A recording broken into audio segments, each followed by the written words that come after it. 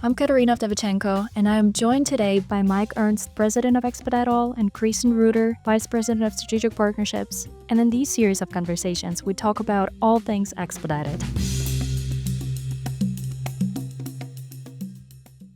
Welcome to episode 6 of All Things Expedited. And this episode, we will dive into our focus areas and our goals for 2026, where we're headed next, what we plan to build, and how we're shaping the future of small truckload. So for our first question, Mike, what are the main themes or pillars for our 2026 growth strategy? Sure. I think probably the three main pillars, Kate. Obviously, we want to continue to increase our capacity, right? Our vehicle counts. There's some strategic vehicle counts we're really looking to expand on, but capacity would be one, tech would be two, and our education program would be three. And really, I'll let Kristin elaborate a little bit on that, but it's really the customer-facing piece. Now, we talk about capacity. So obviously, we're at about 12,000 vehicles right now. We're going to continue to expand that as we feel the need from our customers in certain geographic areas. But even within that, we want to focus on continued growth of our TSA vehicle counts. Right now, they're at 500. We expect to be able to get that to 1,000 in the coming months. How we're going to do that is the number of vehicles that already have either a TWIC certification or the hazmat endorsements. We can easily get them TSA-qualified. So we'll get to 1,000 very quickly. But also, even within the niche that we play in STL, there's things like the temperature-controlled niche. Huge need in the market for increased vehicle counts of our size, the Sprinter vans, the cargo vans, the box trucks, and the straight trucks with the temperature control capabilities. We've got approximately 450 right now, but we've got a goal to get that up to 1,000 or 1,200. We have a strategy behind that, and we will get there, but that's another piece to the capacity growth. Outside of that, we do have a STARS program, or what we've coined as a STARS program for straight trucks specifically. Through our partnerships and our strategy sessions with our customers, we're finding an increased need for straight trucks. So we're increasing capacity there. From a tech perspective, again, it's about listening to our customers. How can we become easier to do business, or really agile and mold ourselves and our tech to better meet their needs? We're doing a lot of integrations with proprietary systems of our customers so that they can just feed our information through their systems. In addition, we've listened to our customers and gained feedback for things they'd like to see in our tech stack. Right now we have the capabilities to quote, book, track, and trace. Things like document shares, things like reporting structures or reporting needs, data analytics that they would like to see. They're all on our roadmap for 2026 on the tech side as well. Mm-hmm. Kristin, I'm going to flip it over to you. What customer challenges are we most focused on solving in 2026? Yeah, I think we have uncovered, through further working to get embedded with our clients, we've uncovered that there's still somewhat of a gap of understanding of how we can arm our customers, so our 3PL partners, brokerages, freight forwarders, how we can arm them with information that they can then share with their end customers or mutual end customer about STL.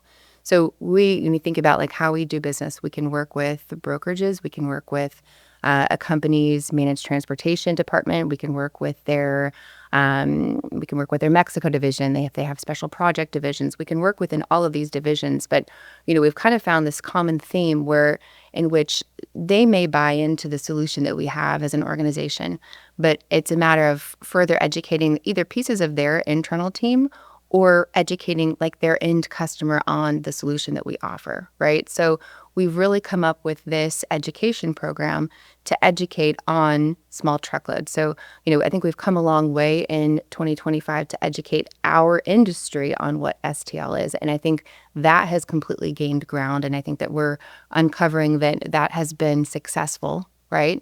And I think now it's that next level of deploying that information to the next level of the people that we touch within our industry. So it's really educating them again about what does STL mean, right? It's that space between full truckload and LTL, and the why between why you would place it in a dedicated small truckload environment as opposed to running it through an LTL environment, as opposed to running it on a full truck, right? There's risks associated with those avenues, and really the educational piece is really around arming them with information so that they understand it and they can, further sell either internally within the companies that we're working with and or that they can further educate their end customers, right? So when you think about a managed transportation customer, we can say, all day long until we're blue in the face that we're the better choice as opposed to, a full truckload solution where they're not maximizing the space on that vehicle, right? So they have got a couple of options. If they have a dedicated solution that they need to offer to their managed transportation customer, either they're running it today through a full truckload solution and they're just running it at half capacity or less than capacity, or they can try to source small truckload units themselves, right? All of our partnerships understand the value in the marketplace that we have a stringent vetting process in place, that they recognize that our vetting process is better than their safety processes through highway or my carrier portal, right? So I think it's about educating, further to the folks that we're doing business with to further allow them the ability to educate beyond their four walls to their customers. Well, and to take that one step further, it's a structured program. It's actual classwork. We send representatives from Expedite All in-house to work with their teams, depending on how they're comfortable. Larger teams, if they want to take that many people off the floor, smaller teams, as Kristin alluded to, the different verticals within their teams, right? The managed transportation versus the brokerage side. But we actually send a group of individuals in with a structured program to help them, one, understand the mode, understand what it does and what it doesn't do, and also understand internally for them what customers to look for that this may make better sense than the modes they're using. So we're really excited about that. We've had a few good customers that we've already piloted and they've appreciated it. It's worked well. It's helped them grow revenues and volume and even new verticals if they were unfamiliar. And it's something that we're really going to expand upon in 2026. So Mike, can you please elaborate on the formats of this education program and what we have available for our clients? Sure. We spoke earlier about the team that can go on site, actually do the physical training in-house at our partner locations. If it's a format or a setup where they have more of a hybrid environment or a virtual environment, we can obviously do the training over a video call. Again, it takes multiple sessions, but we can do that. The third piece is we've partnered with TIA and housed in their documents library, their training library. We've got the STL 101 program that we've created. Maybe you could drop a link in the notes or easy access for anybody that watches this today. And it is free for TIA members, so please do not miss this opportunity to sign up and go through this course. Back to our network growth goals. How do we plan to strengthen or expand the network even further in 2026? Mike, if you can answer that. I think I went a little bit into that earlier when you asked me about the three pillars. Obviously those were, the capacity or the vehicle count growth, the tech, and the education. But specific to the vehicle capacity itself, we've recognized a need for additional TSA counts. We've got 500. We'll get to 1,000 very quickly. We talked a little bit about the refrigerated, the temperature control. Huge need there. We've got roughly 450. We want to get that to 1,000 or 1,200. And then lastly, the straight truck need is something our customers need more of. So we've implemented the STARS program, which is specific to the straight truck growth so that we, again, have additional capacity within the right geographic areas to cover the freight that our customers need us to help them out with. So, Kristin, what are we focused on within our internal infrastructure to support our clients' needs in 2026? Yeah, so I think one of the biggest things that we've done that was at the tail end of 2025, but we'll actually see the fruits of that come to fruition in 2026, we've implemented a new position called a strategic account manager, or an SAM as you call it. And that person is really focused on assisting our outside, business development leaders in maintaining relationships really at a day-to-day level, and assisting, when we think about our partnerships with our customers, we may have a wonderful relationship from the president and C-suite level, and everybody can agree that Expedite All is a wonderful solution and multifaceted within the different divisions that they have within their organization. The strategic account manager is really an additional person to allow us to have more of a robust ability to get deep within their organization, right? So we're not only having these relationships at the C-suite level or the president levels of the companies and organizations that we're working with, but that strategic account manager is really working more in the weeds on a daily basis in tandem with those companies and those partnerships, but really understanding like who's quoting with us, right? And if we didn't go the direction of Expedite All in that specific quote, like help us understand, why you didn't go that direction. Are you quoting and the customer went a different direction? Or just giving us just that additional detail that we're missing today. So it's an additional data point that will help us get further embedded within our customers. And that strategic account manager really helps at inception of onboarding that client and just making sure that, as we launch this relationship, that we're doing it in the most strategic way, right? That we're going over all of the data points that we need to make sure that we're in lockstep with that new partner as we hit the ground running. Yeah, and just to add to that, Expedite All has always been very customer focused, but over the last couple of years, we're really identifying opportunities that we can support them even more. As Kristin said, we bring in that additional layer that they have a day-to-day contact. They have somebody else beside just the individual managing the account overall, or that had begun that partnership and that relationship. It's a support structure just to, again, make sure that we're helping them solve problems. All right. What's important to them? Yeah. Back to technology. What new platform features or updates will customers experience in 2026? What are we excited about?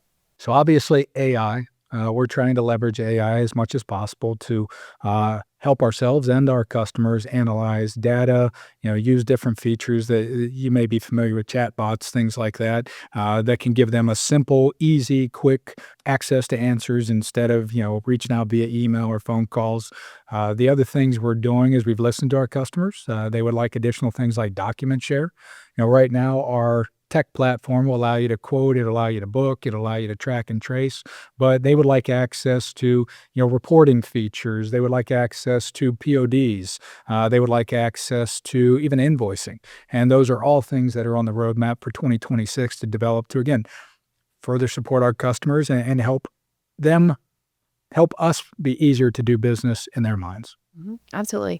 And I think, again, it's our own proprietary technology, right? And so we always say that we listen to our customers, that they have feedback. And so Mike touched on a lot of them that I think that we're looking forward to in 2026. And a piece of that too is like we're doing a more optimal job in our internal infrastructure to further capture some data points, right? The data analytics is something that we've had customers make that request of as well, right? Like, show me how many quotes that we've sent you within the last month. Show me how many quotes you returned back. What was the secure ratio? So it's fun when you get to use data in a way that you can optimize a conversation with a customer, right? When you're having those monthly meetings or QBRs with them, and you can talk at a standpoint where you're looking at the same information, and you can have more of a strategic conversation with them about, where are we missing here? Where do we have further growth opportunities? So that data point also is something that they've asked to put into the portal that I think would be a nice additional add that we don't have today. Yeah. And I think it even helps them start the conversation. It's very difficult when you come back on a monthly business review or a quarterly business review, and you're trying to think about the various lanes, the equipment types, things like that. By giving them access, they can even prepare for, hey, we're seeing growth in these areas. What can you do to help us cover it? And that'll allow us to go back and, even we talked about the capacity, right? It'll help us strategically target where they need more support, that we can help grow our vehicle counts in order to give them that support so that they can win and grow, business internally. Speaking about data, Mike, do you want to share a little bit more what is in the works, what we're building and how we're going to expand the volume of our freight that we are handling. Obviously, we have a lot of visibility on the STL market. How are we going to utilize it? Yeah, great question, Kate. So obviously, we've got a lot of internal data. So we continually analyze that data, continue to see how the market's shifting. We're also going out to the market and looking at various things like how many sprinters, how many box trucks, how many straight trucks are being purchased. Obviously, if there's additional vehicle growth in the market year over year, that means there's a need, there's a demand. So what we're trying to do is capture that, analyze, understand, and we're also sharing that information with our customers as much as possible. Teaser future state, we think we'll have something special that we'll probably keep under our vest right now. But I think, again, goes back to data is power. The more we can consume, the more we can understand the space, the more we can understand where it's going, how quickly it's going there. It allows us to go back and educate our customers so that they understand, again, that shift in mode, what it does, what it doesn't do, and how they can apply it internally with their customers and their business models to grow revenue and opportunities. Exciting. Which industries or freight categories offer the strongest growth opportunities for STL in 2026? Kristin? Yeah, thank you. I think it's really, again, it comes back down to understanding our clients. So our 3PL partners, 4PLs, brokerages, freight forwarders that we're working through, and understanding, one, the verticals that they have in existence today that we recognize that we're a good fit for. So you think about, what does that look like? It's aerospace, it's automotive, it's food and beverage, specific to some of those that can be kind of tricky to handle, like seafood, right? It's the tech kind of customers that need something that they need a dedicated solution door to door.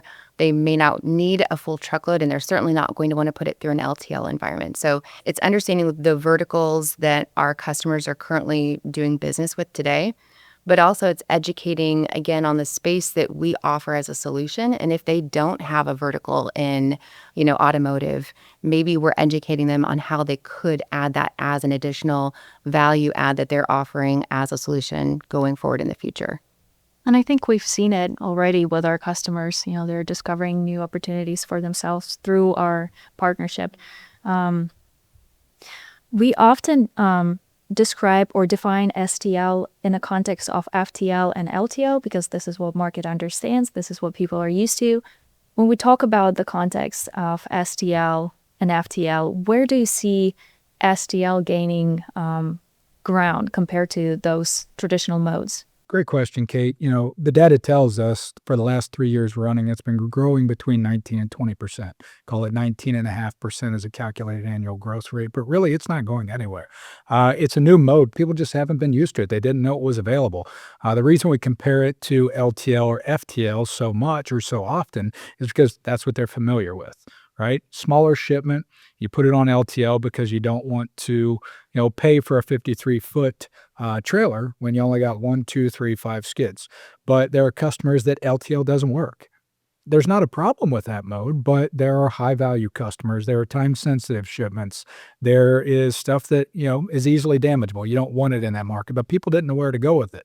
Again, from a cost-effective perspective, if they did shift it over to a dedicated FTL, then they were paying too much for what they should be moving. So STL is not going anywhere. It's just, as we talked in a previous episode, it's starting to become a common terminology and a mode people are understanding through Expedite All, introducing it to the market as a better option for certain shipment sizes or types that just don't fit in the LTL or the FTL world. STL is not going anywhere. It's actually an emerging market, and it's been extremely exciting to be a part of. Yeah. Let's zoom in a little bit on our internal culture. We talk a lot about the importance of our corporate culture. And the question is, what internal focus areas matter most for us in 2026? How are we supporting our external goals with the culture we're building here at Expedite All? Yeah, I think that's a good question. I think for us internally, it's again recognizing the growth that we have had thus far, and understanding better how we can support the customers in the most optimal way. right? Understanding, how can we optimize the most time in our day to be as efficient and effective as possible. And it's really deploying strategies internally to support all of us in every step of the way throughout the life cycle of the opportunities that we're managing with our clients, right? And so again, it kind of comes back to like that strategic account manager. That's one of the big things that we have as an initiative for 2026 that will tie nicely into the culture that we have. And that culture is really, it's customer centric, right? And it's how can we thrill the customer? How can we say yes more often than we can say no rather. And it's really around developing strategies to support from start to the longevity, not to finish, but the longevity of that relationship. And how can we optimize the interaction points that we have with those customers across all of that span of time. Customer centric, I think, is the simplest way to say it. Again, we're a service industry. Now, it's a different mode, it's a different vehicle type, but everything we're doing is solving a problem for our customers and their customers. We'll build the strategies, and when we say strategies, it's really about how do we build a direction, a vision within each, operational mode we're working through. So again, we went back to vehicle counts. We went back to specific driver types or, vehicle types, things like that. But again, it's from listening to the customer. We're building our tech to make it more user-friendly for them, make their lives easier. As Kristin pointed out, how do we save them time, right? You even think about the safety and security of the network. We're giving every individual booking agent between 2 and 3 hours a day back to do something more, to explore new opportunities, to solve more problems on their end, to bring issues back that, again, we can help develop strategies, verticals that will help support their needs. But everything we're doing goes back to customer-centric, whether it be the operational teams, the sales teams, the marketing teams, the information we share, whether it be on blogs, podcasts, our social media posts, it's to educate and help people understand that there's something else different than the standard modes that have been around for hundreds of years that is solving these problems better than what they've been used to. Yeah. And to close this episode, would you frame up a vision statement for 2026 in one sentence?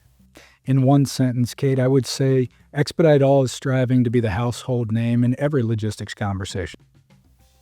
Yeah, I think it's a good summary. I think it's a good summary to our New Year's resolutions. And it's going to be a great year. Thank you for being here. Thank you. Thank you.